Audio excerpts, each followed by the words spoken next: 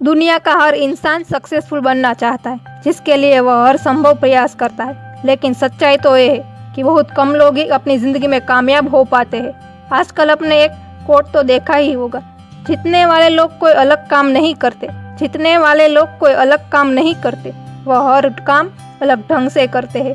अब आप कहेंगे कि ये तो सर शिव खेड़ा जी की लिखी बात है। हाँ, ये सच है, सर शिव खेड़ा जी की लिखी हुई बात है। आज हम बात करेंगे उनकी एक प्रसिद्ध बुक के बारे में। मैंने उनकी बुक पढ़ी, जीत आपकी समरी इन हिंदी में, तो मुझे ऐसा लगा कि हमारी सफलता का सबसे ज़रूरी पहलू है पॉजिटिव एटीट्यूड रखना चाहिए।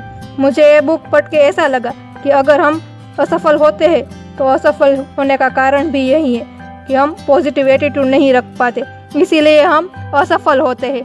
पॉजिटिव एटीट्यूड आपकी कामयाबी की ओर ले जाने वाली एक सीढ़ी है जो आपको कामयाब के शिखर तक पहुंचा जा सकती है। तो अब बात करेंगे पॉजिटिव एटीट्यूड का महत्व क्या है। दोस्तों, क्या आपने कभी सोचा है दुनिया में कुछ लोग दूसरों लोग के मुकाबले ज़्यादा सफल क्यों होते हैं? वे इसलिए सफल होते क्योंकि वे दूसरे लोग के मुकाबले ज़्यादा प्रभावशाली ढंग से सोचते हैं और काम करते हैं। हार्वर्ड विश्वविद्यालय के प्रोफेसर विलियम जेम्स का कहना है कि हमारी आज की युवा सबसे बड़ी खोज ये है कि हमारी युवा अपना एटीट्यूड बदलकर अपनी ज़िंदगी को और बेहतर बना सकती है। अब आपको एक छोटी सी कहानी सुनाती हूँ। मेले में एक आदमी गुब्बारे बेचकर अपना जीवन का गुजारा कर रहा था। उसके पास सभी रंग के गुब्बारे थे। जिस दिन उसका गुब्बारे कम बेचते थे तो वो उस दिन हीलियम गैस से भरा एक गुब्बारा ऊपर आसमान में उड़ा देता था। बच्चे उड़ते गुब्बारे को देखकर गुब्बारे पाने के लिए उतावले होते थे और वो बच्चे को गुब्बारे खरीदने के लिए पहुंच जाते थे। इसी तरह उसके गुब्बारे फिर से बिकने लगते थे। उस गुब्बारे वाले आदमी के पास खड़े एक मासूम बच्चे ने पूछा कि अगर आप किसी काले रंग के गुब्बारे हवा में छोड़ोगे तो क्या वह उड़ेगा? बच्चे का इस सवाल गुब्बारे वाले को मन को छू गया। उसने जवाब दिया, बेटा, गुब्बारा अपने रंग की वजह से नहीं उड़ता, बल्कि उसके अंदर भरी चीज़ से उड़ता है। ये बात मैं आपको अच्छे से समझाती हूँ। आपने सर एपीजे अब्दुल कलाम का नाम तो सुना ही होगा। सर एपीजे अब्दुल कलाम हमारे पूर्व राष्ट्रपति थे। वो एक साइंटिस्ट भी थे। हमारे एपीजे अब्दुल कलाम बहुत काले थे, इतनी हाइट भी नहीं थी, दिखने में इतने सुंदर भी नहीं थे, पर उसको आज पूरी दुनिया सम्मान देती है क्योंकि उसका एटीट्यूड पॉजिटिव एटीट्यूड था। तो आप कभी ये मत सोचना कि आपके रंग के वजह से आपका एटीट्यूड बन जाएगा, ये गलत है। अब हम बात करेंगे हमारा एटीट्यूड डिसाइड करने वाले कारण कौन से हैं। आखिर हमारा नज़रिया कैसा बनता है? हमारे एटीट्यूड का ज़्यादातर हिस्सा हमारी ज़िंदगी के शुरुआती सालों में ही बन जाता है। आगे चलकर हमारा नज़रिया या एटीट्यूड कैसा होगा, ये 3 मुख्य बात पर निर्भर है: माहौल, तजुर्बा और शिक्षा। बात करेंगे अब माहौल, इन्वायरमेंट के। आपने यह कहावत तो सुनी ही होगी, जैसी संगत वैसी रंगत। उसका मतलब ये है कि हम जैसे लोगों के साथ रहते वैसे ही बन जाते।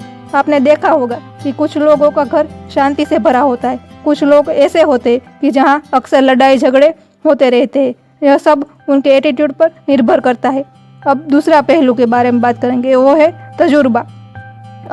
अब बात करेंगे हमारा एक्सपीरियंस और हमारे साथ घटित घटना हमारी ज़िंदगी की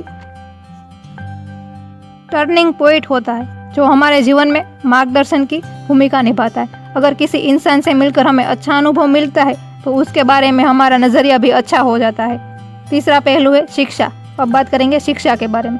शिक्षा का हमारा व्यक्तित्व पर काफ़ी गहरा प्रभाव पड़ता है।